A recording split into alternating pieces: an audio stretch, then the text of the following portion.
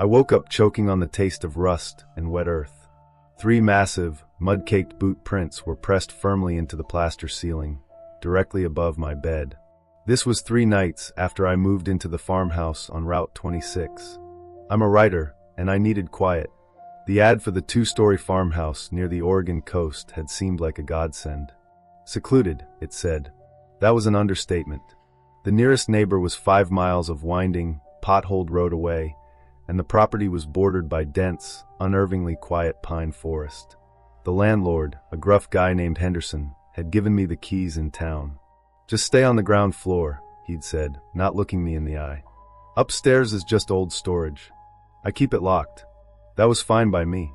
The ground floor was dusty but had charm, with a solid oak desk and a big window that looked out over the relentless coastal rain. I settled in, unpacked my laptop, and breathed in the smell of old wood and damp. For 2 days, the only sounds were my own typing and the rain. It was perfect. Then came the 3rd night.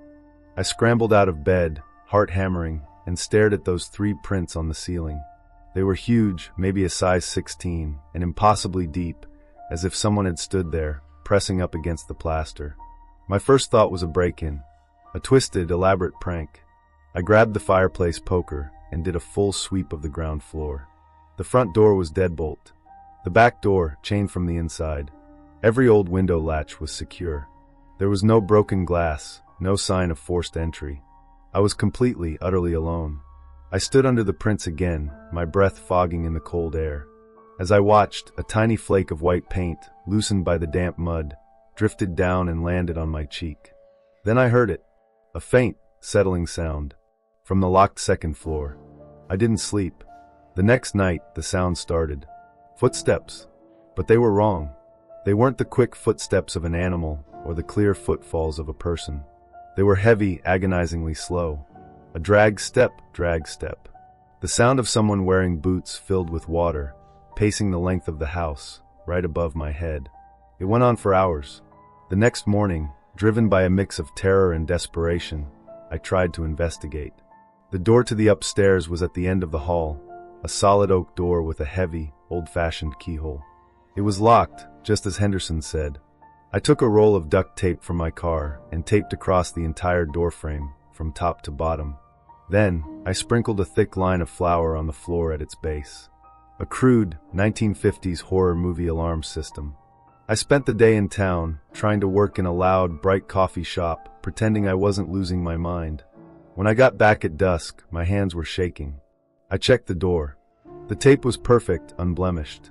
The flour was a smooth, undisturbed white line. I almost laughed with relief. It was the house.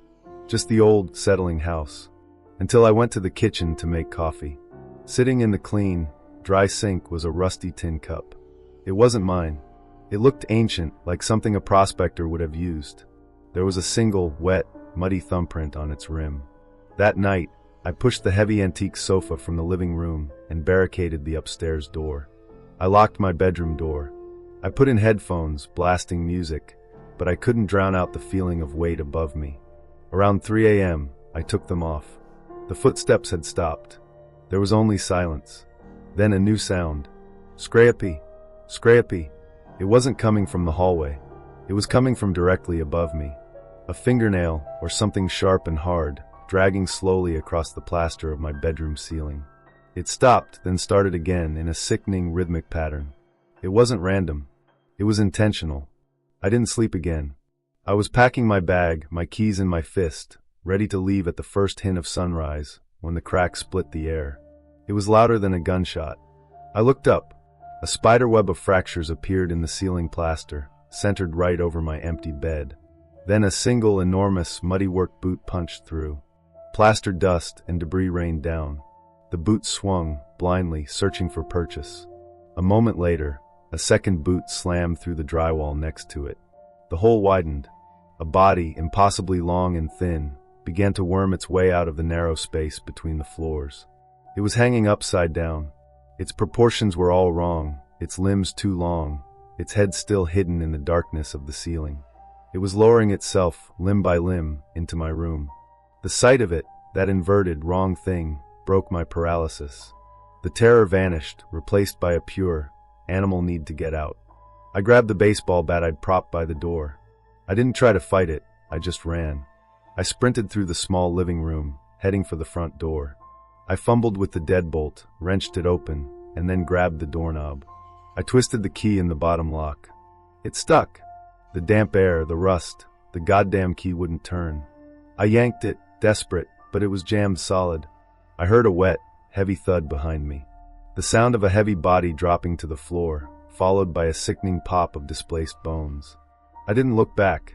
I abandoned the door, took 2 running steps, and swung the bat with everything I had at the big picture window that overlooked the porch. The glass exploded outward in a spray of rain and sound. I didn't care about the cuts. I dove through the frame, rolling onto the wet, glass-covered wood of the porch.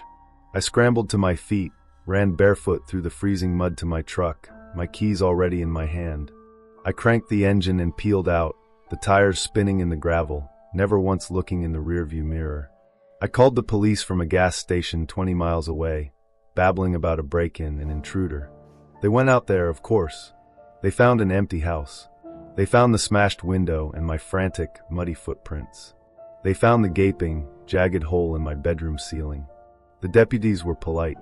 They noted the hole led to a narrow, dusty crawlspace between the floors, barely 2 feet high. They also noted the only other access to that crawlspace, a small skylight on the roof, was rusted shut and locked.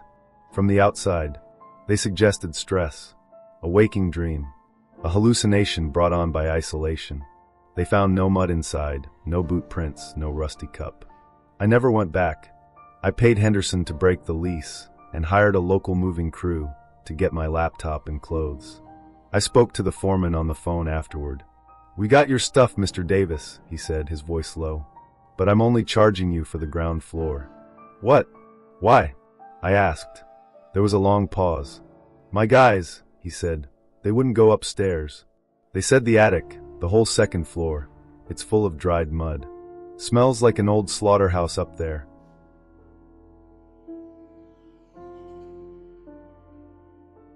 "24 Polaroid pictures from my childhood album now have a blurred man in a gray hoodie standing in the background of every single one. I found this while sorting my late mother's things at the old house last week. The house was sold. I just had to clear out the last of the boxes, the final bits of sediment from a life that wasn't mine anymore. Mom had been gone for 6 months, and the silence of the empty rooms was oppressive. It was just me, the smell of cardboard, and the dust motes dancing in the weak October light. I found the small, full-leather photo box in her closet, tucked under a stack of moth-eaten blankets. I sat on the floor, pulling out the thick, white-bordered squares. There I was age 4 on a swing set. In the background, across the street, a blurry gray figure was leaning against a telephone pole, watching. There I was, age 6, blowing out the candles on a cake.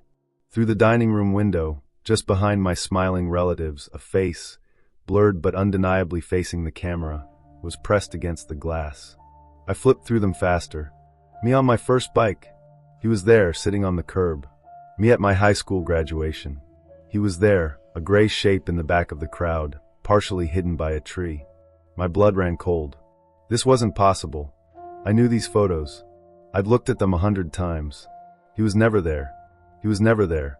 I felt a sudden, irrational certainty that looking at the photos was what had made him appear, as if my observation had somehow developed him into existence.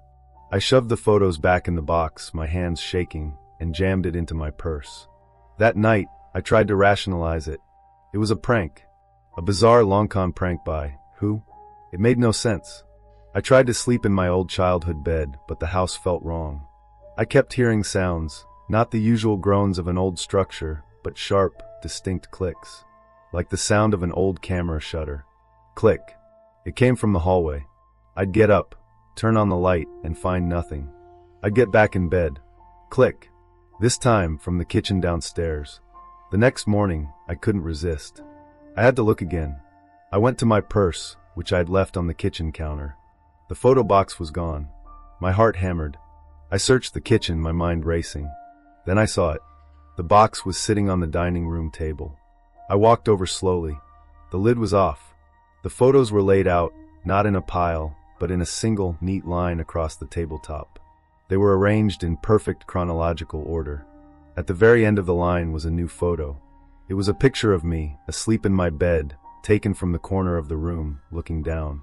It was a Polaroid, like the others. The chemicals at the bottom edge were still a thick, milky gray, the image still settling into its final, awful clarity. I grabbed my phone to call 911, my thumb hovering over the numbers. Who would I call?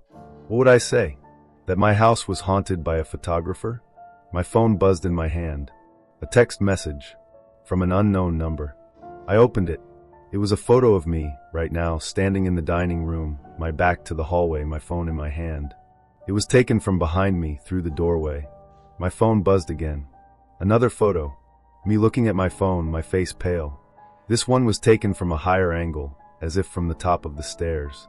I screamed and dropped the phone. I backed into the corner of the dining room, my eyes fixed on the empty stairwell. Who's in here? I yelled, my voice cracking. Silence. Then, from the upstairs bathroom, a faint mechanical whir. The sound of a Polaroid camera spitting out a freshly taken picture. He was upstairs. He was in the house. I didn't run for the door. I don't know why. I just hid, like a child. The hallway closet was right there, filled with my mother's old coats. I slipped inside, pulling the door shut until only a hair-thin crack remained, and held my breath. The smell of mothballs and stale perfume filled my lungs. I waited. 1 minute. 2. Then footsteps on the stairs. Slow. Deliberate. They weren't heavy, but they were present. A figure in a gray hoodie walked past my hiding spot. He didn't look at the closet. He just walked down the hall toward the front door. I felt a surge of stupid relief. He was leaving. Then he stopped. He turned around slowly. He faced the closet. Through the crack, I could see him. His face was in shadow, just a pale, featureless blur inside the hood. He didn't move. He just stood there, watching the door. He had to know I was behind. I squeezed my eyes shut, praying. Go away, go away, go away. I heard a click. I opened my eyes. He was raising an old, boxy Polaroid camera. He aimed the lens directly at the crack in the door, directly at my eye. A blinding, supernova flash exploded in my face, filling the tiny closet with white light. I shrieked a raw, animal sound and burst out of the closet. I shoved the door open with all my weight, slamming it into him. He stumbled back, dropping the camera, which skittered across the wood floor. I didn't stop. I ran for the stairs, for the front door, for the outside. My feet hit the landing at the bottom of the staircase, but I'd forgotten about the tower of packed boxes I'd left by the door. I slammed into them, my ankle twisting, and went down hard on the floor. A sharp, searing pain shot up my leg. I looked back, terrified. He wasn't chasing me. He was standing on the third step, looking down at me. He slowly, almost casually, raised his hands. He framed me with his thumbs and forefingers, like a director lining up a shot. A bronze eagle, my father's old bowling trophy, was on the floor next to me, having fallen from a box. My rage and terror boiled over. I grabbed its heavy base, and with a scream I threw it. It hit him square in the chest. He grunted, stumbling back, not in pain, but in surprise. It was all I needed. I scrambled to my feet, ignoring the fire in my ankle, and crab-walked backward to the front door. I ripped the deadbolt open, fell out onto the porch, and rolled onto the dying, frosted grass of the front lawn. I half-limped, half-crawled to the street, screaming for help. When the police arrived, the house was empty. There was no man, no camera. The old photos on the dining room table were gone. So was the new one of me sleeping. My phone had no record of the texts from unknown. They found the bowling trophy on the stairs, and my phone on the floor. They called it a possible panic attack triggered by grief and stress. I never went back inside. I left everything. I moved to a new apartment in the city, a high-rise with a doorman and security cameras. For weeks, nothing happened. I started to believe the police, that it was a breakdown, a hallucination. Then yesterday a small, square package arrived. No return address. Inside there was no note, just a single Polaroid picture. It was a shot of my new apartment building, taken from the street level, looking up at my windows. The photo was dark, taken at night. But in the bottom left corner, standing under a streetlight, was a blurry, unmistakable figure in a gray hoodie.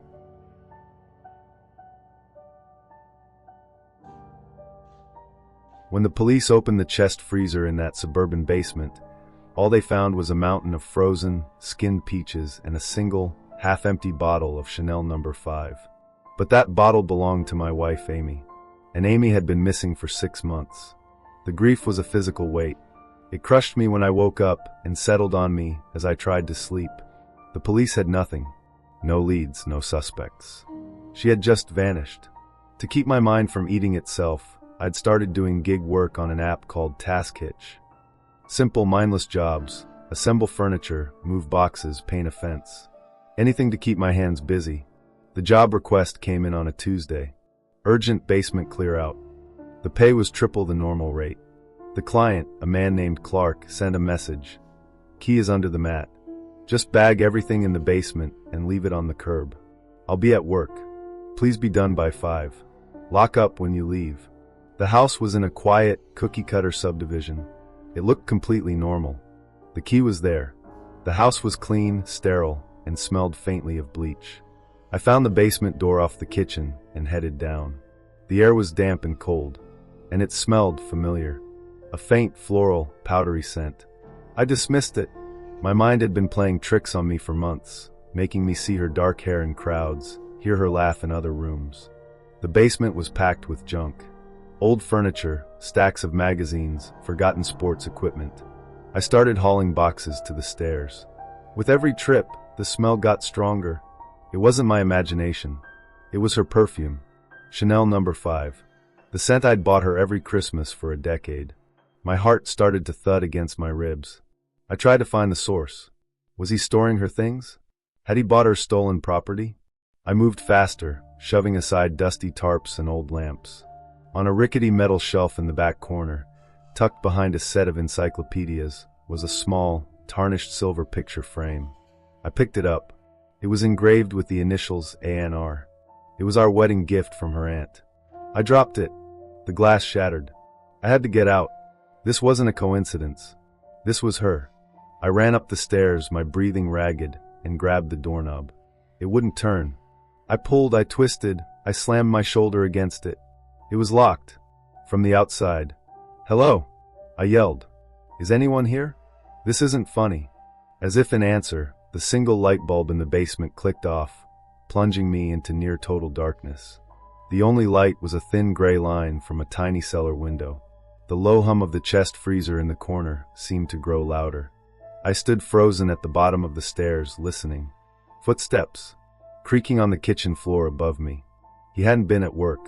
He'd been waiting. "Clark?" I called out, my voice shaking. The footsteps stopped right above the door. I heard the snick of a deadbolt sliding home. He was locking me in. "She knew you'd come," a calm, conversational voice said from the other side of the door. "Amy, she said you'd recognize her scent. She really did know you so well, Ryan." My blood turned to ice. He knew my name. He knew her. The door opened. Clark stood at the top of the stairs, silhouetted against the kitchen light. He was a plain-looking man, middle-aged, with a slight paunch. He was holding a nail gun, the heavy-duty kind used for framing. He clicked the basement light back on. He smiled, a pleasant, neighborly smile. "She always said peaches were her favorite," he said, nodding toward the humming freezer. "But I have to be honest, they're a real hassle to prep. All that skinning." He took a step down. The reality of his words hit me, a physical blow. The peaches. The perfume. Oh God. He raised the nail gun, its pneumatic hose snaking back up into the kitchen. "I'm afraid you've complicated things, Ryan. I can't have you leaving." He started to walk down the stairs, slowly, the nail gun pointed at my chest. A white-hot rage I didn't know I possessed simply erased my fear. The 6 months of agony, of not knowing, crystallized into a single, burning point of hatred for the man on the stairs. I wasn't going to die here. As he reached the 3rd step, I grabbed the heavy, rusted metal toolbox I'd moved earlier and threw it with everything I had. It spun end over end, catching him in the chest. He grunted and stumbled, firing the nail gun reflexively. A 3-inch nail thwacked into the drywall where I'd just been standing. I didn't wait. I charged the stairs. I was faster, but he was stronger. He dropped the nail gun and grabbed my ankle as I tried to scramble past him. I fell hard onto the steps, the wooden edges digging into my ribs. He was on top of me, his hands closing around my throat, squeezing. His face was no longer pleasant. It was a mask of cold fury. "She was mine," he hissed, his face inches from mine, his breath smelling like coffee. I was blacking out. My hands flailed, searching for anything. My fingers brushed against a can on the step beside me. I'd seen it earlier. Paint thinner. I grabbed the can, my vision tunneling. With my last bit of strength, I twisted the cap. It was already loose, and threw the contents into his face. The scream was immediate and horrific. He let go of my throat, clawing at his burning eyes. The chemical smell was overwhelming. I pushed him off me, and he tumbled backward down the stairs, crashing into the pile of junk. I didn't look back. I scrambled up the remaining steps, ran through the kitchen, burst out the front door, and didn't stop running until I collapsed on a neighbor's lawn, screaming for someone to call the police. That's when they found it. The freezer. Just peaches, neatly skinned and frozen. And the bottle of Chanel No. 5, standing upright in the middle. Clark was arrested, of course. But he was smart. He claimed he'd bought the photo frame and the perfume at a flea market. He said I'd trespassed, and he'd locked me in the basement in a panic, thinking I was a burglar. He said I'd attacked him first. They couldn't find a single trace of Amy's DNA in the house. No blood, no hair. Nothing. The bleach. The peaches. They charged him with false imprisonment and aggravated assault against me. But for Amy, there was no evidence. He's going to prison, but only for a few years. I know what he did. I know what was in that freezer before the peaches. But I can't prove it. The police don't talk to me much anymore. But one of the detectives, right before the trial, let something slip. It's the part one can't get out of my head. When they searched Clark's garage, they found a small, neat shelf above his workbench. On it, perfectly aligned, were 5 other bottles of expensive, high-end women's perfume. All of them were different brands. All of them were half empty.